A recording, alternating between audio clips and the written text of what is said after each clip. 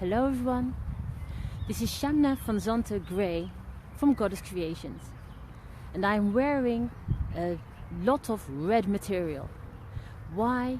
Because I would like to speak about Little Red Riding Hood, the theme of this week.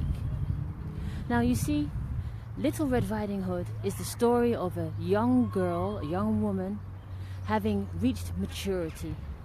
And she reaches maturity, and as a symbolism of that, her grandmother gives her a red cloak. Now, because I said it in these words, we immediately know what the red cloak stands for. It is a symbol of her having her menstruation, going from little girl to young woman. It is a moment of actually taking responsibility in life. So her mother sends her on a mission to take care of her grandmother. And so the young woman, Little Red Riding Hood, goes off into the woods to bring food and help to her grandmother. And she gets very clear instructions, and this is something that is also parallel in our lives. We are heard, don't veer from the path, that's one version, or don't talk to strangers.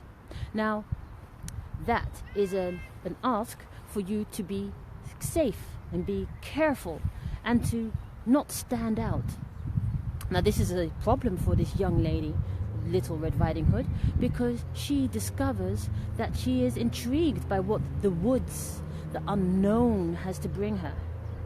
And why am I telling this? It's because we all have to venture into the unknown, into that which we do not know, to find out what we are capable of. So I'm not going to tell the whole story, but yes, she does veer from the path, and she encounters a wolf. Now, the wolf can be seen as the masculine, the male, but it can also be a symbol of unknown fears in life. So we are talking about challenges, seductions, be them in the form of the male or in challenges to discover what you are capable of.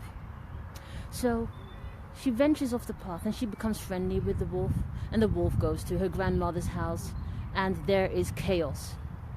Now, the chaos is therefore that the wolf eats her up, or eats the grandmother up and eats her up. There is a part where the hunter comes in. Now, what I'm trying to say here is that the tale of Little Red Riding Hood is an invitation to us to go within and to not be paralyzed by fear, not be scared of what we might find in the woods.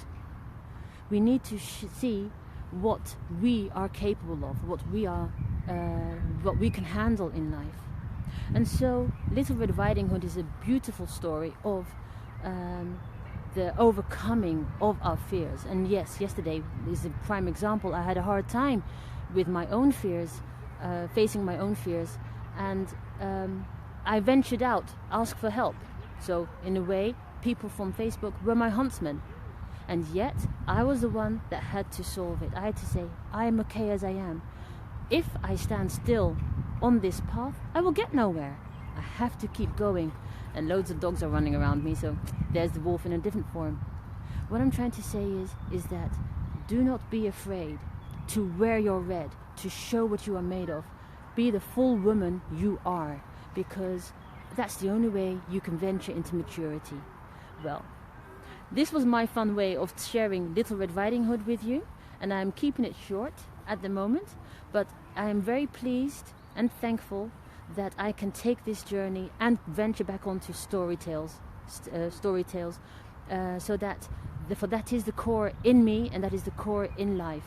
So venture on your own story, and don't be afraid of the woods, don't be afraid of the wolf, because the wolf will help you turn into your maturity. Shamna Gray, Goddess Creations, and I will see you next time.